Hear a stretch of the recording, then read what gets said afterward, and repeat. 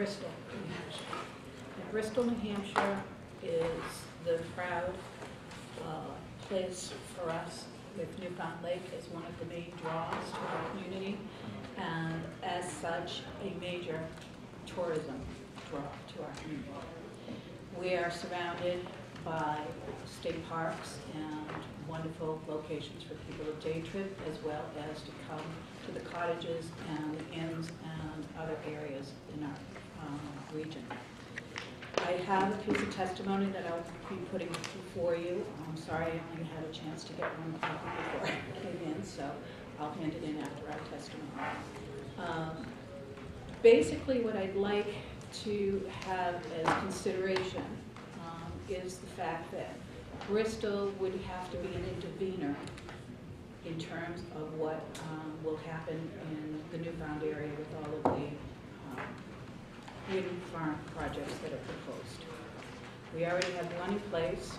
We have in our area also two of the biomass plants. So we have a fair amount of renewables, and in terms of that, our impact to the state's projects of renewables, I think we've addressed them.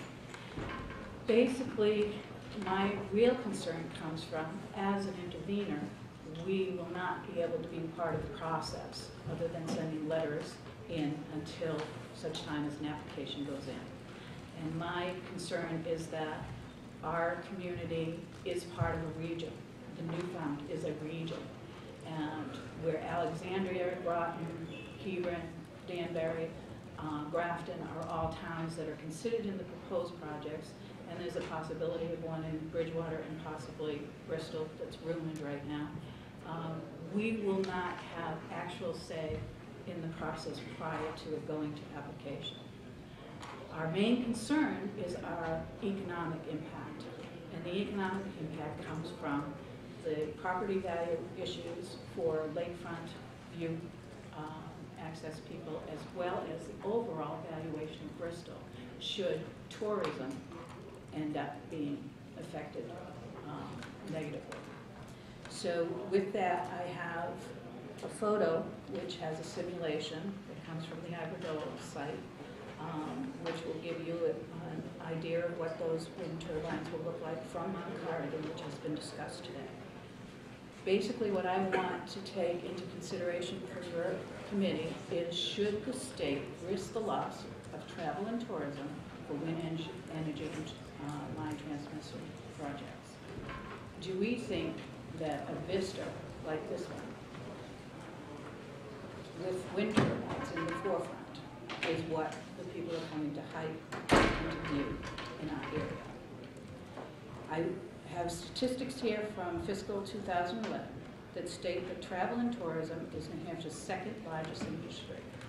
In terms of jobs supported by dollars from out of state, an important statistic, I think, for this committee and for the SEC committee to consider. Trips to New Hampshire for recreation and business during fiscal 2011 generated 33.99 million trips. Direct spending in New Hampshire by travelers in fiscal 2011 reached $4.22 million. Traveler spending in fiscal 2011 supported approximately 61,821 direct full-time and part-time jobs.